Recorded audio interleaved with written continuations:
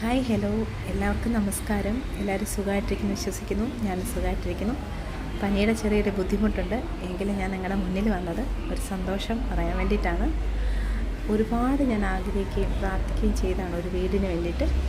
അപ്പോൾ അതിന് വേണ്ടിയിട്ട് ഒരുപാട് നാളായിട്ട് ഏകദേശം 2021 മുതൽ ഞാനിങ്ങനെ ബാങ്കുകൾ കയറി ഇറങ്ങി നടക്കുകയായിരുന്നു കേട്ടോ.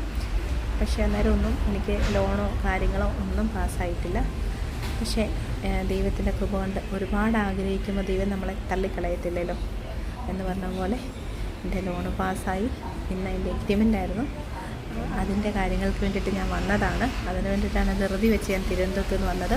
പേപ്പറും കാര്യങ്ങളും പത്രവും അങ്ങനെ കുറേ കാര്യങ്ങൾ ചെയ്ത് തീർക്കാണ്ടായിരുന്നു. എല്ലാ കാര്യം കുറച്ച് ടെൻഷൻ അടിച്ചെങ്കിലും അതൊക്കെ ഇന്ന് ഭംഗിയായിട്ട് നടന്നു. ലോണിൻ്റെ എഗ്രിമെൻറ്റ് കഴിഞ്ഞു കേട്ടോ. അപ്പോൾ ആ ഒരു സന്തോഷം നിങ്ങളിലേക്ക് എത്തിക്കാനായിട്ടാണ് ഞാൻ വന്നത്. എനിക്ക് വേണ്ടി പ്രാർത്ഥിക്കണം എല്ലാവരും. നല്ല പനിയുണ്ട്, നല്ല ക്ഷീണമുണ്ട്. ഇന്നലെ ഫുള്ള് ഹോസ്പിറ്റലായിരുന്നു. അപ്പോൾ എല്ലാവരും പ്രാർത്ഥിക്കണം കേട്ടോ.